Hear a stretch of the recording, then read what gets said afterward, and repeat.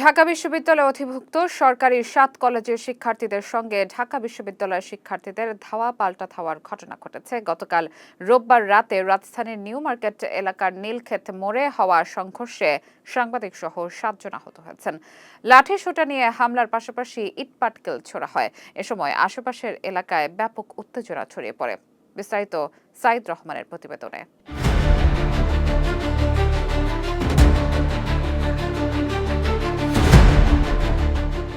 রাজধানী ঢাকার ৭টি বড় সরকারি কলেজকে ঢাকা বিশ্ববিদ্যালয়ের অধিভুক্ত করা হয়েছিল প্রায় ৮ বছর আগে।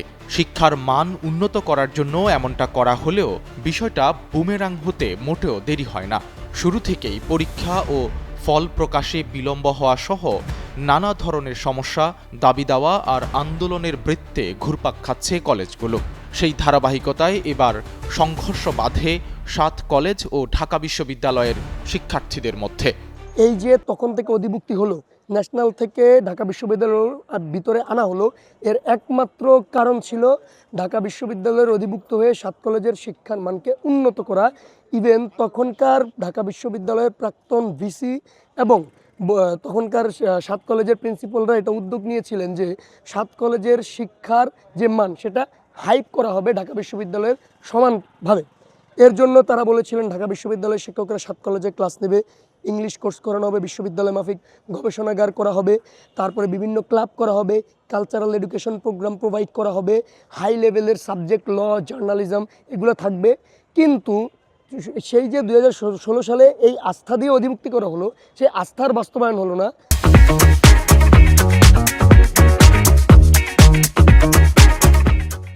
জানা যায়, রোববার বিকেলে ভর্তি পরীক্ষায় অযৌক্তিক কোটা পদ্ধতি বাতিল সহ ৫ দফা দাবির অগ্রগতি জানতে ঢাকা বিশ্ববিদ্যালয়ের উপাচার্য অধ্যাপক মামুন আহমেদের সঙ্গে কথা বলতে যান ৭ কলেজের একদল শিক্ষার্থী প্রতিনিধি।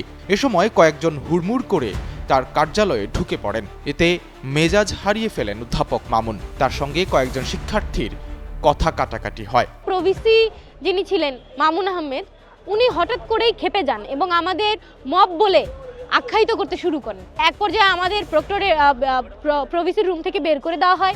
ঢাকা বিশ্ববিদ্যালয়ের প্রভিসি দুর্ব্যবহার করেছেন এমন অভিযোগে ৭ কলেজের শিক্ষার্থীরা সন্ধ্যা ৬টার দিকে সায়েন্স ল্যাবরেটরি মোড়ে অবরোধ করে। ডক্টর মামুন আহমেদকে ক্ষমা চাওয়ার জন্য সময় বেঁধে দেন তারা। তাতে সাড়া না পেয়ে রাত ১১টার দিকে ঢাকা বিশ্ববিদ্যালয়ের ভেতরে ঢোকার চেষ্টা করে ৭ কলেজের শিক্ষার্থীরা। খবর পেয়ে নীলক্ষেত সংলগ্ন মুক্তি ও গণতন্ত্র তোরণে অবস্থান নেন ঢাবি শিক্ষার্থীরা। শুরু হয় তুমুল সংঘর্ষ।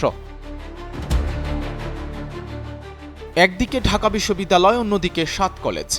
উভয় পক্ষের শিক্ষার্থীদের মধ্যে শুরু হয় পাল্টাপাল্টি ধাওয়া। উত্তেজনাকর পরিস্থিতি নিয়ন্ত্রণে টিয়ার শেল ও সাউন্ড গ্রেনেড ছোড়ে আইনশৃঙ্খলা রক্ষাকারী বাহিনী। পরিস্থিতি স্বাভাবিক রাখতে পুলিশের সহায়তায় ৪ প্লাটুন বিজিবি মোতায়েন করা হয়। থেমে থেমে সংঘর্ষ চলে রাত প্রায় ৩টা পর্যন্ত। ৭ কলেজের শিক্ষার্থীদের যেসব দাবি নিয়ে সংঘর্ষের সূত্রপাত, সেগুলো হলো ২০২৪-২৫ সেশন থেকেই ভর্তি পরীক্ষায় অযৌক্তিক কোটা পদ্ধতি বাতিল করতে হবে, শ্রেণীকক্ষের ধারণ ক্ষমতার বাইরে শিক্ষার্থী ভর্তি করানো যাবে না, শিক্ষক শিক্ষার্থী অনুপাত বিবেচনায় নিয়ে শিক্ষার্থী ভর্তি করতে হবে, ভর্তি পরীক্ষায় নেগেটিভ মার্ক যুক্ত করতে হবে এবং স্বচ্ছতা নিশ্চিতে মন্ত্রণালয় গঠিত বিশেষজ্ঞ কমিটির সঙ্গে সমন্বয় করে ঢাবি ছাড়া নতুন একটি অ্যাকাউন্টে ভর্তি ফির টাকা জমা রাখতে হবে। সাইদ রহমান, কালের কণ্ঠ।